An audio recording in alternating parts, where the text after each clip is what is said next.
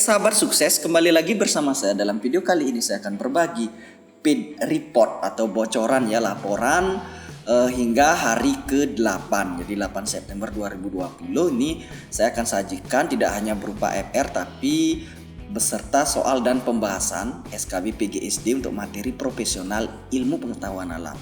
Nah, kita lanjutkan saja FR-nya kayak gimana ya. Yang pertama adalah listrik statis. Nah, penerapannya dalam kehidupan sehari-hari kayak gimana. Jadi ini penting sekali kalau kita tidak dapat belajar atau tidak sempat baca, kadang-kadang kita soal sederhana kita lupa, tidak paham betul. Maka dari itu penting sekali untuk mempelajari ini. Nah, selanjutnya ada listrik dinamis dalam suatu rangkaian listrik. Nanti akan model soalnya itu dikasih berupa rangkaian listrik ya. Nanti disuruh mencari bagaimana berapa kuat arusnya seperti itu. Jadi ingat ya, kuat arus itu rumusnya apa. Lagi sebentar saya sajikan dalam bentuk soal. Dan selanjutnya adalah mencari daya listrik. Nah, ini daya listrik juga nih dalam kehidupan sehari-hari sebenarnya kita penerapannya sering sekali ya, tapi kadang-kadang kita bingung dalam mencari daya listriknya. Lagi sebentar saya paparkan. Selanjutnya ada soal tentang magnet. Ada juga induksi elektromagnetik, ada tata surya, ada fenomena alam, perubahan fisika atau kimia. Jadi dua hal ini perlu diketahui ya, konsep ini harus dikuasai betul. Bagaimana sih ciri-ciri untuk perubahan fisika, bagaimana ciri-ciri perubahan kimia. Lagi sebentar, lengkapnya saya akan bahas di sini. Jadi terkhusus 7 hal poin penting ini ya yang saya rasa yang paling cukup untuk saya paparkan. Untuk hal-hal yang lain mungkin sifatnya sederhana ya. Kalau yang di soal-soal di SD itu masih bisa dikuasai, saya tidak kasih di sini. Oke, kita lanjutkan saja. Untuk soal nomor 1. Jadi penggaris plastik digosok dengan kain wol. Setelah penggosokan berulang-ulang, penggaris plastik memperoleh muatan listrik. A. Negatif karena penggaris plastik menerima elektron dari kain wol. B. Negatif karena penggaris plastik melepaskan elektron ke kain wol. C. Positif karena penggaris plastik melepaskan elektron ke kain wol. D. Positif karena penggaris plastik menerima proton dari kain wol. Oke, kita akan cek jawabannya bersama-sama. Oke, bagi rekan-rekan yang ingin menjawab, karena ini sifatnya berlangsung terus ya untuk pembahasannya, silakan jeda dulu baru dilanjutkan ya. Oke, pembahasannya adalah jika penggaris plastik digosok dengan kain wol, sebagian elektron dari kain wol pindah ke penggaris plastik, akibatnya penggaris plastik kelebihan elektron dan sehingga bermuatan listrik negatif. Jadi opsi yang paling pas adalah opsi A. Jadi penggaris plastik itu akan bermuatan negatif karena penggaris plastik menerima elektron dari kain wol. Nah, kita lanjutkan ke soal nomor 2. Ini berkaitan tentang besaran-besaran listrik dinamis dalam suatu rangkaian. Ini udah dikasih lengkap ya, komplitnya ini adalah sudah ada seri, ada paralel. Lagi sebentar, pertanyaannya yang paling sederhana adalah disuruh mencari berapa sih kuat arus listriknya. Nah, kita harus perlu pemahaman di sini dalam gambar ya, tidak hanya berpatokan pada rumus saja. Nah, kalau kita lihat di sini ya, cara menghitung di sini ada hambatannya. Ini rangkaiannya, lihat ya, ada rangkaian paralel, ada rangkaian seri. Jadi otomatis kita harus paham betul berapa sih hambatannya. Nah, cara mencarinya, jadi kita cari dulu nilai hambatan pengganti untuk yang paralel. Cara mencarinya adalah seperti ini. Ya, jadi 1/RP rangkaian pengganti paralel sama dengan, ini tidak dijumlahkan ya, tapi 1/6 tambah 1/6. Jadi seperkan dulu baru dijumlahkan. Hasilnya adalah 2/6 kalau dia paralel. Perhatikan ya teman-teman. Jadi 1 tambah 1 2/6, kita sederhanakan menjadi 1/3. 1/RP sama dengan 1/3. RP-nya adalah 3. Jadi hambatan paralel ini penggantinya adalah 3 ohm. Ini. Nah, sekarang gampang dah untuk mencari hambatan totalnya, tinggal dijumlahin. Nah, paralel ini sudah jadi satu ya, jadinya kita gabung dengan ini jadi seri semua. Jadinya untuk rangkaian serinya ini untuk mencari hambatan tinggal dijumlahin saja. Berarti 4 ditambah 3 ditambah 1 sehingga menghasilkan 8 ohm. Nah, sekarang gampang dah. Yang 12 volt ini adalah beda potensial.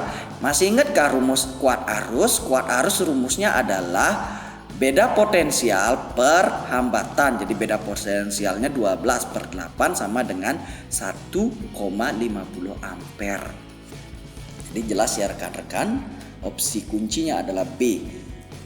Nah, kita lanjutkan ke soal nomor 3. Ini berkaitan tentang bagaimana cara menentukan besaran energi atau daya listrik dalam kehidupan sehari-hari.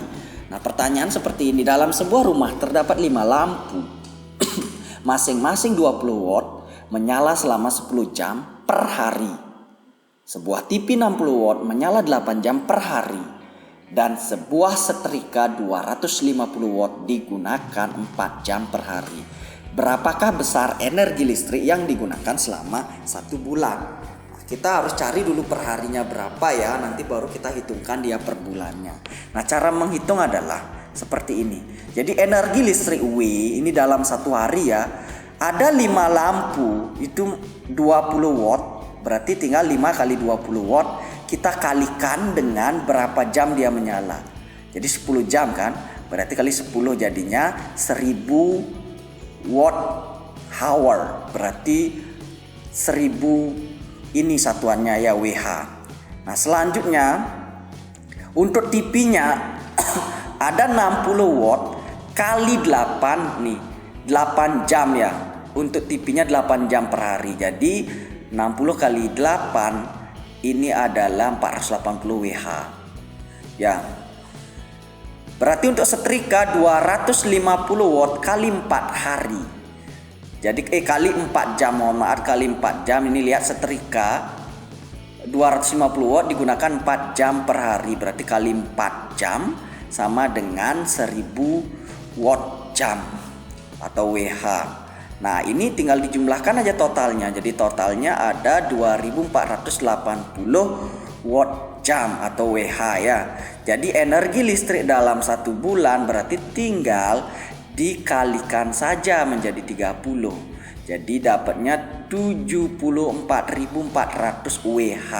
Ingat kan satuan untuk ini itu kan lebih yang paling sering kita dengar adalah kWh biasanya ya, kilowatt jam. Jadi tinggal dibagi 1000 aja dari ini ya, dari watt jam ke kilowatt jam itu tinggal bagi 1000. Jadi 1, 2, 3 jadi 74,4 kWh. Jadi jelas ya teman-teman. Kita lanjutkan ke soal nomor 4 berkaitan tentang magnet. Nah, sekarang ini indikatornya adalah menjelaskan cara pembuatan magnet dan kutub-kutub yang dihasilkan. Nah, seperti ini soalnya. Jadi balok besi KL, jadi ini ada balok besi KL dan MN didekatkan pada batang magnet. Ini magnetnya ya. Ini jelas magnetnya ya. Ini sudah berkutub dia magnetnya seperti yang terlihat itu. Sekarang pertanyaannya adalah ujung KLMN secara berturutan menjadi kutub magnet apa? Nah, ini jelas di sini ya. Ini selatan, yang putih ini, yang ini utara. Oke, kutub utara. Sekarang untuk mencari ini, kita cek pembahasannya bahwa pada induksi magnet, ujung-ujung logam yang berdekatan dengan kutub magnet menjadi kutub yang berlawanan dengan kutub magnet tersebut. Ingat-ingat pelajarannya lagi ya. Jadi K dan M menjadi kutub U, sedangkan L dan N menjadi kutub S. Berarti K ini karena di sini selatan ya, yang berdekatan ini adalah, jadi ini menjadi kutub utara. Selanjutnya ini selatan, ada utara, berarti L-nya ini adalah selatan, ini juga utara. Jadi KM-nya adalah utara, LN-nya adalah selatan. Berarti dari sini kalau dicari jawabannya adalah US. Jadi kuncinya adalah A, US. Jadi jelas ya teman-teman. Nah, selanjutnya untuk soal nomor 5. Ini menjelaskan peristiwa induksi elektromagnetik atau penerapannya pada transformator. Pertanyaannya adalah seperti ini. Jadi lampu sepeda yang dihidupkan dengan menggunakan dinamo menyala makin terang ketika sepeda berjalan makin cepat. Karena A. medan magnet yang timbul makin besar. B. perubahan jumlah garis gaya magnet dalam kumparan makin cepat. C. Jumlah garis gaya magnet yang memotong kumparan makin besar. D. Inti besi pada kumparan memperbesar medan magnet. Kita cek jawabannya. Yang benar adalah opsi B. Perubahan jumlah garis gaya magnet dalam kumparan makin cepat. Cek pembahasan. Nah, GGL induksi makin besar jika gerak magnet pada kumparan makin cepat. Jadi jika sepeda bergerak makin cepat, putaran dinamo juga makin cepat. Gerakan makin cepat ini menyebabkan perubahan jumlah garis gaya magnet dalam kumparan makin cepat, sehingga GGL pada dinamo semakin besar. Jelas ya, opsi B, perubahan jumlah garis gaya magnet dalam kumparan makin cepat. Nah, selanjutnya soal nomor 6 ini berkaitan tentang menjelaskan ciri-ciri anggota tata surya atau peredaran bumi bulan terhadap matahari. Nah, soalnya seperti ini. Perhatikan pernyataan-pernyataan berikut. 1. Merupakan satelit bumi. 2. Memancarkan cahayanya sendiri. 3. Mempunyai skala rotasi dan skala revolusi yang sama. 4. Makin jauh jaraknya dari matahari, skala revolusinya makin besar. Yang merupakan ciri-ciri bulan adalah A12, B13, C23, D34. Oke, jelas sekali di sini. Ciri-ciri bulan adalah opsi B, yaitu 1 dan 3 merupakan satelit bumi, benar. Dan mempunyai skala rotasi dan skala revolusi yang sama. Kalau ini memancarkan cahaya sendiri bukan ya. Untuk lebih jelas kita cek pembahasan. Nah, bulan ini merupakan satelit yang dimiliki oleh bumi. Cahaya yang dipancarkannya merupakan pantulan dari cahaya matahari. Jadi bulan memiliki skala rotasi dan skala revolusi yang sama. Jadi bulan bukan memancarkan cahaya sendiri, tapi melainkan dia adalah memancarkan cahaya yang dipancarkannya merupakan pantulan dari cahaya matahari. Kita lanjut ke soal nomor 7. Nah, ini perhatikan data fenomena alam berikut. Yang pertama, air laut menguap menjadi awam. 2. Kayu terbakar menjadi arang. 3. Ketan yang difermentasi menjadi tape. 4. Besi yang dipanaskan menjadi merah membara. Pernyataan yang menunjukkan perubahan kimia adalah nomor A1 dan 2, B2 dan 3, C3 dan 4, D4 dan 1. Nah, kita jelas sekali di sini perubahan kimia dan perubahan fisika ya. Kalau awam, pasti kalau kimia itu tidak bisa kembali lagi ke bentuk semula. Kalau perubahan fisika bisa kembali, itu aja kuncinya. Bisa dah menjawab soal ini. Jadi jawabannya adalah B. Kayu terbakar menjadi arang. Arang ini tidak bisa kembali menjadi kayu. Jelas ya. Terus yang 3, ketan yang difermentasi menjadi api ini sama, tidak akan bisa kembali lagi ya. Jadi untuk air laut yang menguap menjadi awan merupakan perubahan fisika karena dapat kembali menjadi air melalui peristiwa pengembunan atau hujan. Nah, kayu terbakar menjadi arang merupakan perubahan kimia dan nasi ketan yang difermentasi menjadi tape merupakan perubahan kimia juga. Kedua peristiwa tersebut tidak bisa kembali ke bentuk semula. Besi yang dipanaskan dengan api akan membara merupakan perubahan fisika. Bentuknya tidak berubah bila sudah dingin kembali menjadi besi, jadi dia tidak akan berubah. Jadi jelas ya. Nantikan FR berikutnya. Terima kasih.